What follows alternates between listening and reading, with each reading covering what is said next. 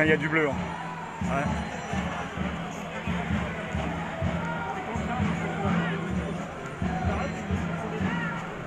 Gilles.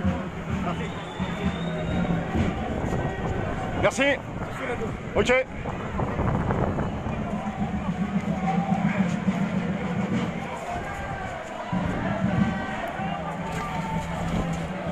Il doit être derrière moi. Merci. Ah, on est avec les collègues.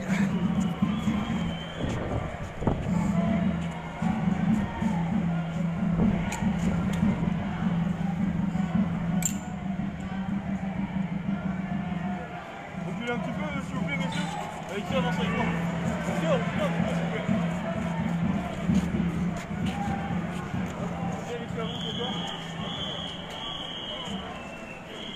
Alors le but pour nous c'est de trouver une équipe de la télévision.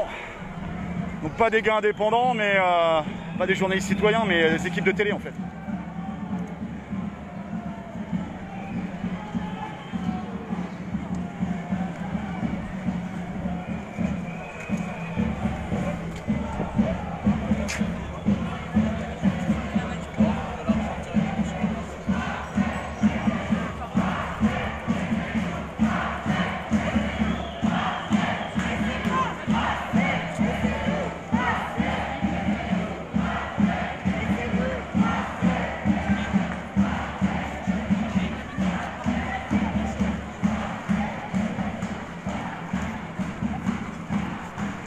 Bonjour, vous êtes journaliste? Oui. Bonjour, je suis journaliste citoyen, donc j'ai pas suivi votre formation, mais j'ai pas non plus votre statut fiscal, donc j'ai pas la carte de journaliste. Est-ce que vous travaillez pour une grande chaîne de télévision française? Ça m'arrive, oui. Ouais, peut-être BFM ou... je prends pas la tête, je prends juste... non, pas de souci. Ok, voilà. Comment ça se passe par rapport à la charte de Munich? C'est-à-dire, qu'est-ce que vous voulez dire par là? La charte de Munich, c'est le code de déontologie des journalistes. Ouais, bien sûr. Tu connais, hein, bien sûr. Je me permets de te tutoyer, désolé. Ouais, pas de souci. C'est pas appliqué, c'est pas officiellement appliqué. Il n'y a aucun texte qui dit que cette charte doit être appliquée dans les médias français. Si. En fait, c'est une charte que tout le monde s'applique à soi-même, mais il n'y a pas d'instance. Vous êtes sûr? Après, c'est chacun qui a fait en âme et conscience. Ah, son âme et conscience. D'accord. Donc, les images et l'interprétation des chiffres, par exemple, pour BFM, là, on va être 50. Excusez-moi, mais en fait, moi, je vais pas parler de ce que je connais pas. Et comme BFM, je connais pas. Tu bosses pour quel média? Je bosse pour France Télé, je fais des photos dans tous les actes de Gilets jaunes de façon indépendante. D'accord. Voilà. Donc, tu es freelance et après, tu vends... Je suis pas freelance, mais je suis freelance quand je vais en manif. D'accord. Voilà. Ok, on serait très intéressé de discuter justement de la situation des médias en France. Est-ce que les médias doivent appartenir à leurs salariés sous forme de coopératives de salariés associés et expulser l'oligarchie des médias, de CNews par exemple, de BFM, etc., de TF1? Bah, pourquoi pas? En fait, après, la question, c'est de savoir est-ce que les gens sont prêts à payer, vraiment à payer pour avoir accès à cette information? Et c'est pas forcément facile.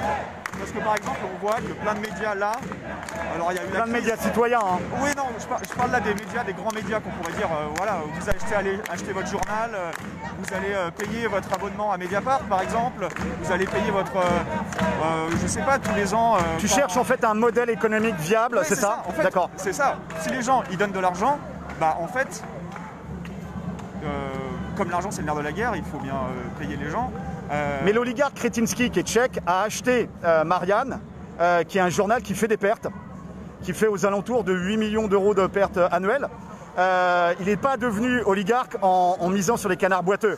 Donc là, on se demande qui a financé, qui a prêté l'argent à Kretinsky pour acheter Marianne et dans quel but?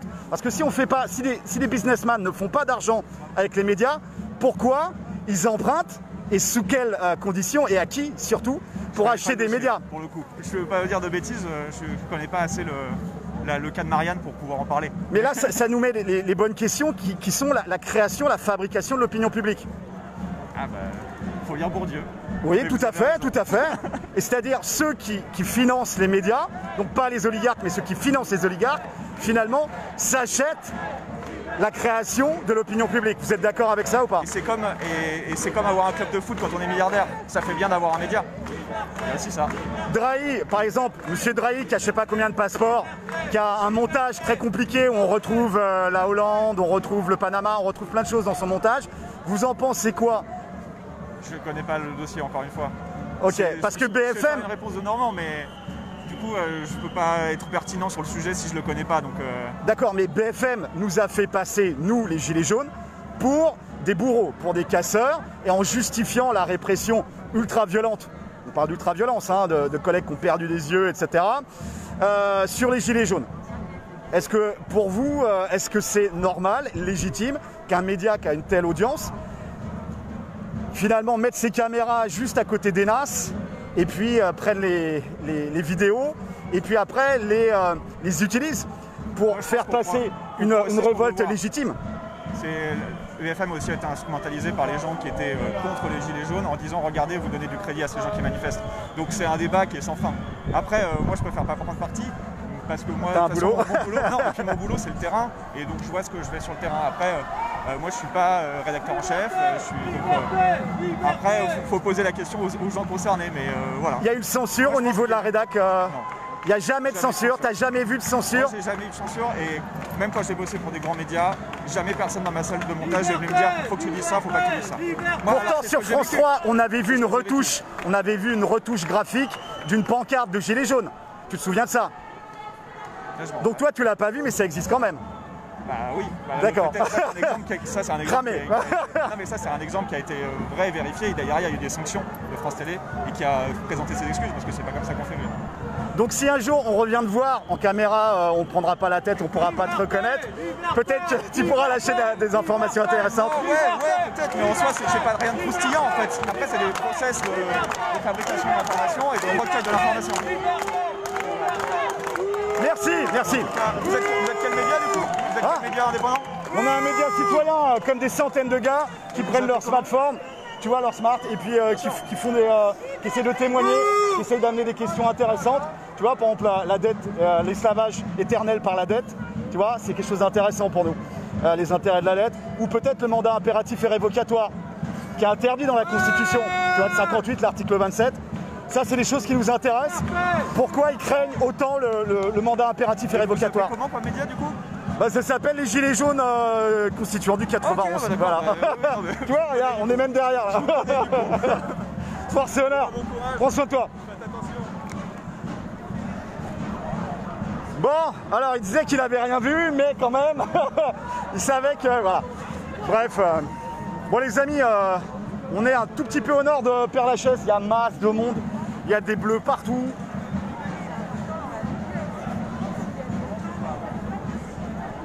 Et sur République, c'est une belle nasse. Hein.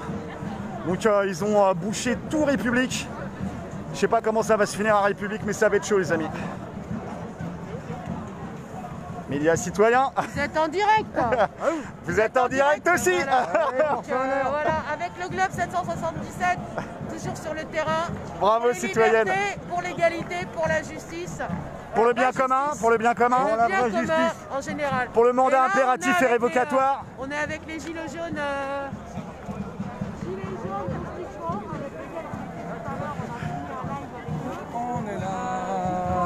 On est là. Même si Jean Castex veut pas, bah on est là.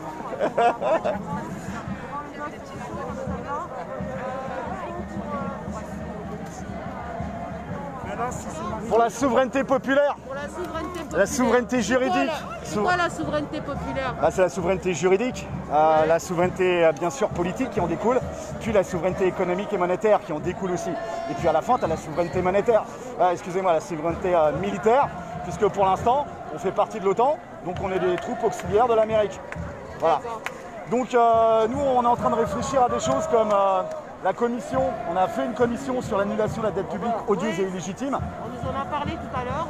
Et donc ça c'est très intéressant parce que ça va être une arme, entre guillemets, dans cette guerre médiatique pour tous les citoyens à prendre, à télécharger. On est en train de faire ça sur Internet, de telle sorte que les collègues puissent mettre leurs responsables politiques locaux, leurs maires, leurs députés, etc., devant leurs responsabilités. Il faut savoir que c'est plus de 40 milliards d'euros par an, les intérêts de la dette. Et on n'arrivera jamais à la rembourser, cette dette. Voilà. Il faut savoir que l'aide... C'est une dette fictive.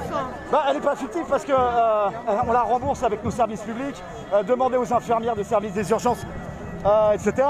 C'est très compliqué, mais la dette, elle nous a été imposée et c'est un esclavage par la dette. Ah oui. Il faut le comprendre. C'est un esclavage perpétuel.